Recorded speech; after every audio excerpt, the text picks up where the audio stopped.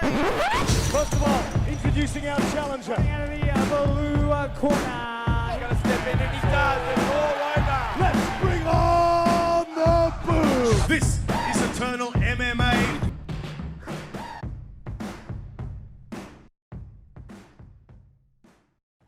What's a good word, mixed martial arts fans? Welcome back to another edition of the Eternal Insiders Podcast, fresh and rejuvenated for the year 2023.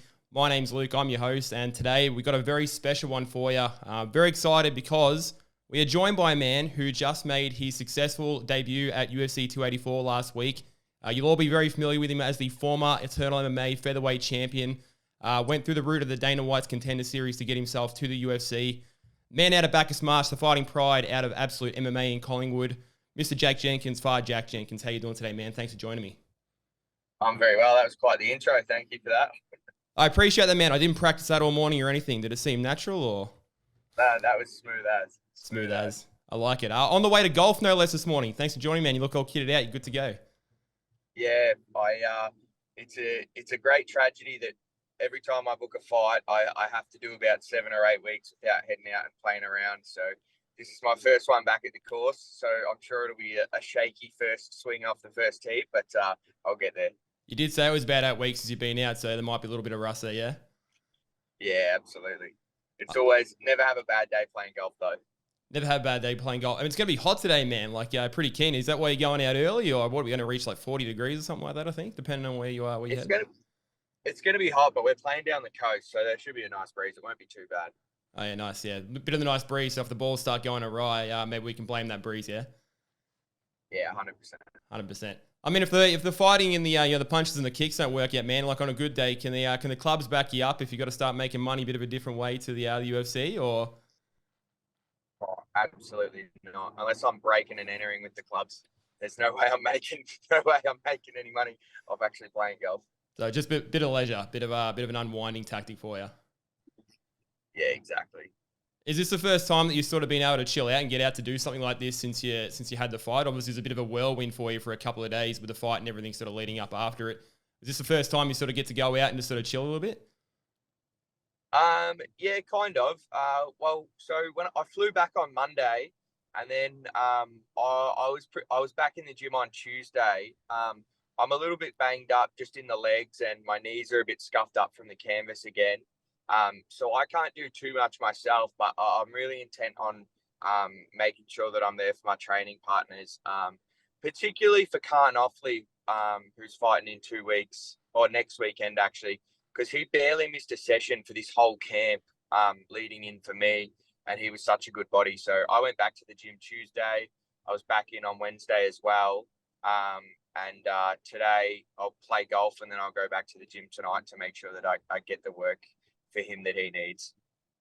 Yeah, and I want to talk about the gym as well a little bit later in the conversation. But I mean, did you get a few of those guys out there? You said when you were talking on a different show that you reckon you're going to have about 250, 300 odd people out from Bacchus Marsh. There was a lot of people that came out from Collingwood as well from Absolute MMA. Like, what was the attendance like there all around? Yeah, definitely. You could see. I've been told that there was kind of this a camaraderie atmosphere where people would look around and they'd see either a Jack shirt or an Absolute shirt, and there's kind of an unspoken head nod of awareness that they were there for the same thing. And people were saying on the flights, all the flights over from Melbourne, you'd look around the flight and there'd just be Jack shirt, Absolute 100%. shirt, Absolute shirt. Yep. It was just stacked. Yeah, and there was that for me too. Being from Victoria myself, on the way back, going home Monday, saw a couple of the Absolute MMA jumpers in the crowd there, sort of too. Like, you see, and there was that sort of little familiarity, a little bit of a nod and that sort of thing. There's a few people there, so trying to decipher, like, do you have that sort of many fans of people who started like jumping on the bandwagon now? I mean, if you didn't notice, like, even everything from the weigh-ins that, the day before. That's the crowd. I mean, you were getting one of the biggest pops, like, out of all the Australians. Of course, Volk getting probably the biggest one. But I think behind Volk, it would probably have to be you. I don't know if you noticed that or not. Yeah, it was massive. And I've been lucky enough to have good support from the start of my fights, but it seems to have just popped off now.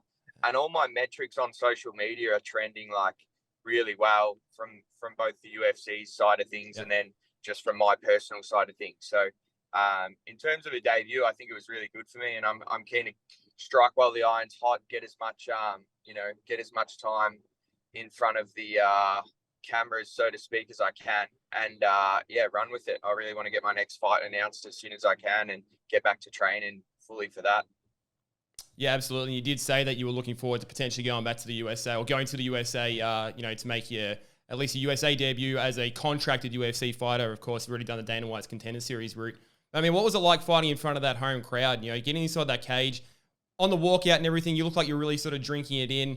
Obviously, we just touched on the crowd was going absolutely ape for you and all that sort of stuff. Like, did you really kind of, in retrospect, did you feel like you really absorbed that, everything from coming out and everything experienced? Or was it sort of a bit of a whirlwind and, maybe a little bit of a blur? No, I absorbed it 100%. I was soaking it in. You could probably tell on the walkout. I was just loving it. That was the one thing I told the boys when I got back to the gym on Tuesday, and everybody was kind of saying, "How was it? How was it?" I said, if there's one thing I can tell you, it's that all the meals you skip and all the parties you miss, and every training session that hurts, it all ends up worth it when you're walking out there, or at least it was for me. So I drank it in, and it was the best. I will say though, like, the only thing I thought walking back out was that if that was how big it was in Perth, imagine how big it's going to be when I'm in Melbourne. Oh man, yeah, and absolutely. And when we've spoken before, I mean, you said one of the things or a couple of things you want to achieve. You said you want to be a UFC champion, you want to fight in Vegas, you want to fight at Madison Square Garden, but you also want to sell out Marvel Stadium. Is that still part of the dream for you? Yeah, it is. But after fighting in the arena as opposed to the stadium, I don't know.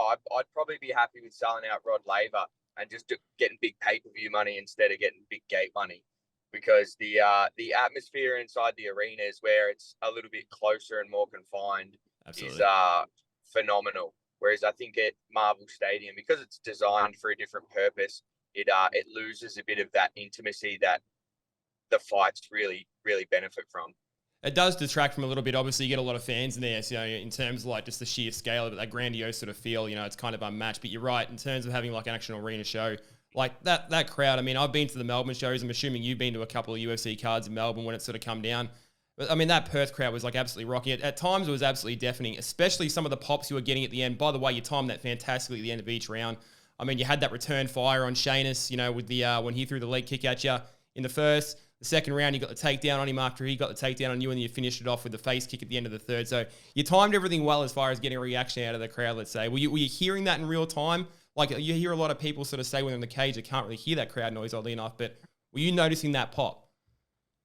No, like, I noticed it when I walked out, how big it was, but then I didn't notice again until I left. Like, I didn't hear. Watching back, you see they just go nuts every time I land a leg kick. Which is pretty cool to watch back. But at the time, I didn't notice it. I was zoned in. And people were telling me when he had that Kimura locked up, that the crowd was just dead silent. And I didn't notice the difference between that and when they were cheering. So that's a good thing for me. It means I was pretty locked in. You're very locked in. I mean, we were feeling it every step of the way, man. Like every kick that you sort of threw, the crowd was going nuts. All the Aussie chants, was sort of going off. And you're right. Dead silence every time you were sort of put in that compromised position. Not that there were very many at all, but there's a little sort of grabbing the shirt, and a little sort of you get back to the feet, and everyone's going nuts again. So, very good reception all around. It would have been, especially for my close friends and family, it would have been just bad flashbacks to like the Medina fight, my first fight with Jesse Medina, where I was, winning and then ended up on the ground and got caught in a bad position. But I think my game has evolved fairly significantly since then, and I wasn't in any danger. Yeah, absolutely correct there. And you look like, everything that you sort of, were mixing the martial arts, as it were, you had a chance to sort of show off everything. Of course, the one trick pony thing was a bit of a talking theme that came out of the Dana White's Contender Series, fight that you had. But I think you sort of put that to bed, with a little, little nod to Dana at the end of the fight there, with not bad for the one trick pony type call that you sort of had there. Were you in a bit of a flow state? I mean, everything was sort of landing in the leg kicks, the takedowns and that sort of thing. When he actually threw that leg kick at you and you returned fire with that little combo, with the inside leg kick to the hook and that smile you had on your face, was that just a little bit of a warning like, hey, mate, like, I'm good to sort of do my thing here, but if you want to wake up the beast, I'm going to sort of show you what it's all about? Yeah, so there's a certain, when you start firing off leg kicks, you have to put yourself in the range to be hit with leg kicks. So it was kind of just he hit the leg kick and it was like, oh, okay, you want to play this game? Well, I kick a lot harder than you. Let's go. But yeah, that was all good fun. I just really enjoyed that moment, like getting in there and ripping some kicks. Because he looked like he enjoyed it too. Because when he threw that one at you, he sort of pointed at you. And, he was like, "Oh, how do you like that?" And you sort of returned fire. That was a brilliant moment. That was definitely one of the biggest pops of the night. But like, how do you think his leg is? We sort of touched on that. Especially the commentators are aware of it as well. That the last, 3 of the last 5 opponents that you'd actually broken their legs. How do you think his leg is right now? I think you said you might have thought his leg was potentially broken as well. Yeah, well, it's not 3 of 5. It was 4 of 5. 4 of 5. We only found out the last one sort of this week. But then Don's leg definitely isn't broken. Okay. So he's been grounded. He's not allowed to fly. Yep. Because of the damage to the leg. But there's no fracture there. So, but I'm not going out there to try and add another number to it. I go out there to do damage, and I did enough damage that it compromised him enough that he's not allowed to fly, which is, took away his movement in the fight, took away his ability to shoot, took away his ability to pop his jab, and that's what I wanted. Yeah, I mean, the broken legs are just really a byproduct of you sort of doing what you're doing. And one thing I did want to ask, you actually put on social media after the fight, just talking about what you said there, that it sort of limited his ability to be able to fly because of the swelling. You actually put up something suggesting that he was going to be flying back to the East Coast. And if anyone on the East Coast maybe had something in the way of an Airbnb or some sort of activity that he could kind of do, tremendous amount of respect there, man. I mean, what compelled you to put out that shout out for him? One thing I think as I move through my career, my propensity to deal damage to my opponents has gotten higher and higher, but my ability to deal with the ramifications of that has somewhat diminished, I think. So I spoke to Don after the fight, and I saw the UFC flies out one corner. So his other cornerman was one of his teammates and friends who paid for his own flight just to come out and help. And then his other corner from that was his dad. So I really struggled with the fact that he flew out with his dad, and his dad stood there and watched his son get booed by the crowd. And then on top of that, watched me, put a bit of a beating on him and then get taken off to hospital in an ambulance. So, I think when I spoke to him in the hotel, I just wanted to let him know that from a personal point of view that I've got nothing but respect for him and I want him to enjoy his time in Australia. So I just sort of put some feelers out there for people down here in Melbourne and in Sydney that if we can look after him, we can. So we've got a few restaurants who are going to do some dinner and drinks on the house for him. And there's we've got some accommodation sorted for him if he does get down to Melbourne and that sort of thing. So just want to make sure he gets looked after. No, an incredibly sporting-like thing to do, Jack. I think a lot of people certainly appreciate that from you. Showing violence one day and then absolute humility the next. One absolute mention of a thing to do. Now, one thing I do want to touch on before we sort of let you get out to the greens, the legend of Ben P is starting to become its own sort of entity here. The photo that was put up on our Instagram of you guys meeting up, you got a chance to actually meet him, or maybe he got a chance to meet you, maybe you got the chance to meet him. What are sort of stories are becoming? The story you actually put up on Instagram of him telling us, giving you a bit of the inside word, one of the coolest, funniest things I actually ever seen in my life, about him sort of giving you a bit of the breakdown. What was that moment sort of like for you guys sort of catch up and maybe have a bit of a laugh about that? Because what a thing that's sort of become. Yeah, it was really good. I think Ben P was a little nervous. I think the whole thing's got away from him a little bit too. And he's riding it. And he feels a little bit of pressure now. But no, it was pretty cool.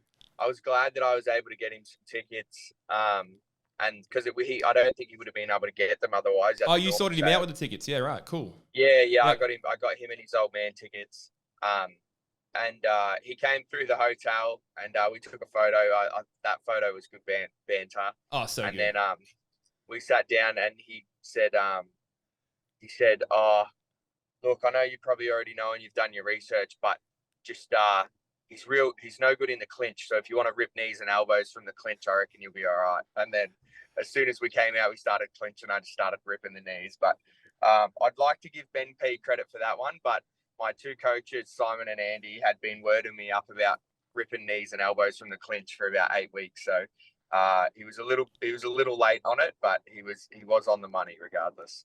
No, shout out to the coaches and everyone helping you at Absolute MMA. I mean, we'd like to give Ben P all the credit in the world. You know, he's come through in the clutch in the Dana White's Contender Series. We have to give credit where it's due with the cornermen as well. So, you know, fantastic team effort all around. And that photo, as I said, absolutely fantastic. I mean, that's got to be on pub walls the next 100 years, surely, because it's an absolute stellar of an absolute photo there. So, couple more questions and I'll let you go, man. Obviously, you said that you want to get onto the USA. Like, is there a kind of a timeline that you sort of expect there? You said you're healing up. You know, you got a couple little bruises, little scratches to sort of take care of. But when would you sort of think is an ideal time? Is there a card that you sort of identified? Potential opponents? What are your thoughts there? Yeah, look, to be honest, so I said the USA. I'm going to rephrase that and I'm going to change it to North America. Because, you know, I lived in Canada for a few years and I have a bit of a soft spot for the Great White North. And I watched the press conference for the UFC after the fact, and they said they're announcing a Canadian card sometime in the next 2 weeks. If that's in Alberta or in Calgary or Edmonton, I would love to go and fight on that Canadian card. Got to be Alberta. You love Alberta, surely, right? Yeah, I love Alberta. So anywhere there, if they go to the Saddle Dome or if they go to Oil Arena in Edmonton, I'd love to fight on either of those. Yeah, anywhere in North America, sort of May or June, with the goal being to go over there, get a good win, and then come back. And there's talk of an October card on the east coast of Australia, and then back it up on that. Well, Jack, either way, we can't wait to see you back in there, man. You know, whether it be in North America, as you said, Canada, back home in Australia. The reception that you've had has been fantastic, you know, right across the board, from the pops that you were sort of getting at the weigh-ins, the pops that you were getting at the show. I think you've really sort of, you know, you struck a chord with a lot of fans in Australia, and I think you're going to do big things across in America as well. You know, a lot of fans, you know, seem to be popping up on your Instagram and that sort of thing as well. As you said, a lot of growth there. So thanks for your time today, brother. Best of luck on the greens today. Best of luck to whoever's going out with you. Hope you're not sort of shanking them too hard. Enjoy the weather, and we can't wait to have you back on, man. Thanks for coming. Thanks very much, mate. Appreciate it. All the best, man.